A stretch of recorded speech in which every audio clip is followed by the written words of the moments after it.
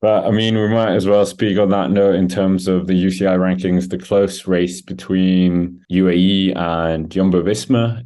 Very close for the top position. UAE are still winning, as you alluded to before. They won the Giro del Venato, the race that finishes in Venice, I think, or close to Venice. But yeah, who's been your team of the year in terms of looking at the World Tour season? Okay, the World Tour season isn't officially over, but let's just ignore that. And I mean, why is Jumbo your team of the year? That's what I'm asking. It's not. It's Oh, I don't know. I know well, it's for bad. we I saw know this it's for coming, didn't we? uh, Actually, it's not like you're me in the fan bus. me not supporting Jumbo-Visma. Unbelievable. Arkea team of the season. I'm joking. I don't want to kind of like steal it, but I just think that Alpecin are my team of the year. The fact that Van der Poel and Philipsen were just insane. Groves as well coming in and just slotting into that lead out little bubble and like victories in all three Grand Tours. I just like how they just don't focus on GC. They just don't give a dog's like damn about it. They just go and do what they do. Classics, sprints, it's like the new quick step. Yeah, Alpecin. That's my team of the year for being monuments. Love it. Philipsen being dominant sprinter. Love it. Yeah, my team of the year has to be Jumbo. They filled out a Grand Tour podium. They won 3 Grand Tours. If you told me 12 months ago Sepkus would win a Grand Tour this year, I wouldn't have believed you. They did it. They've also won so many other things. They're the European champions. They're all these different achievements. It's almost like they've won everything under the sun apart from a monument this year. It's very, very impressive. I can't really fault their performance. I mean, sometimes their tactics are questionable, but you know what? If it gets done, it gets done. And they won 3 Grand Tours, including the Tour de France. I can't pick anyone else. Sorry. So I've been left with UAE. Well, I don't think that's a Movistar. bad pick either. Movistar, who?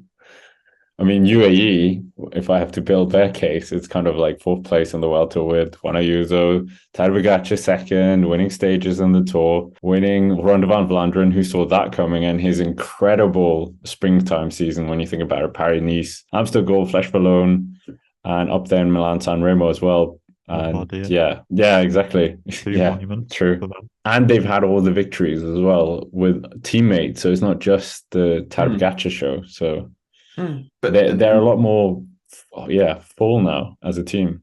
and they've also won the UCI ranking, we believe, for the year. So Yeah, I guess not that if anyone you want to cares think about it really. that Let's way, be honest. Does any cycling fan actually care about the rankings? It's they not do. like, UAE and Jumbo do because it's quite close between them, and they want but bragging rights, and they'll be what able do to they put it on their get? jersey What next year. what is that it? Do they get like in Formula One? They get like massive prize money, but do they get anything for it in I don't know if they cycling? get I don't prize know. money, but they do get to put like World Tour winners on the bus and on their jersey if they want for next year. They get a free Bluetooth speaker.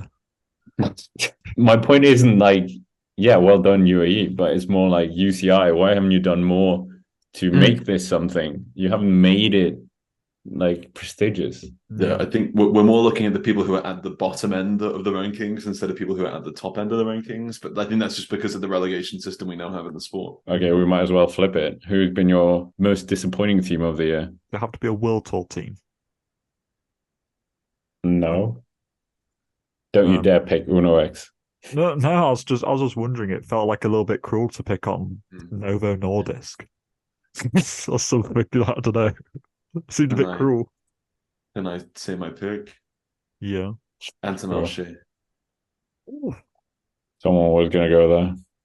Sorry. Thing is, they had such a good season last year, and it felt like they had a lot of momentum. The second half of 2021 was really, really promising. Last year, they were incredible across the board. This year, didn't really get much in return. Did they even win a Grand Tour stage this year? Oh, Oh, Rui Rucosta. Costa at the Vuelta, sorry. But apart from that, they didn't really leave much of an impact on me. And they were, I mean, Biniam Girmay didn't really live up to the hype this year. They got a lot of really promising young sprinters in Page and Herber and they just let me down, to be honest. I wasn't enamored by their performance this year.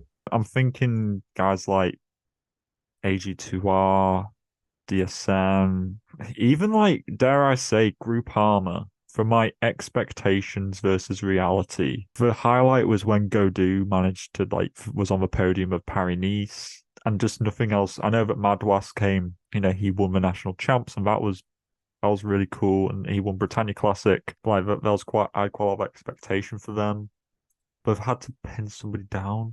You know what?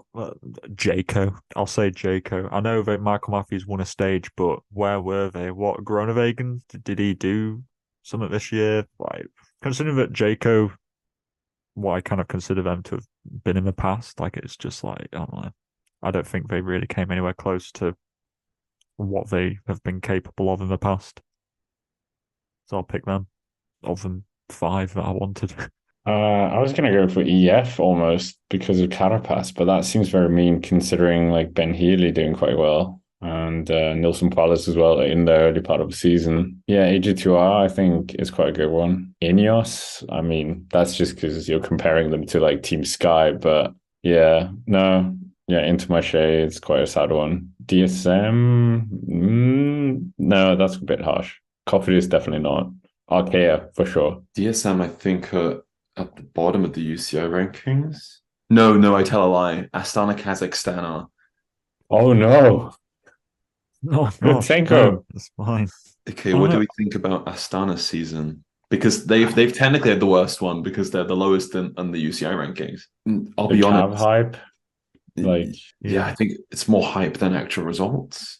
This isn't some quantitative ranking that we're giving here. This is gut feels only. It's so vibes based, but they only got one World Tour level win this year, and that was from Cavendish. You could say the same thing about Groupama though. Groupama's only World Tour victory came from Britannia Classic.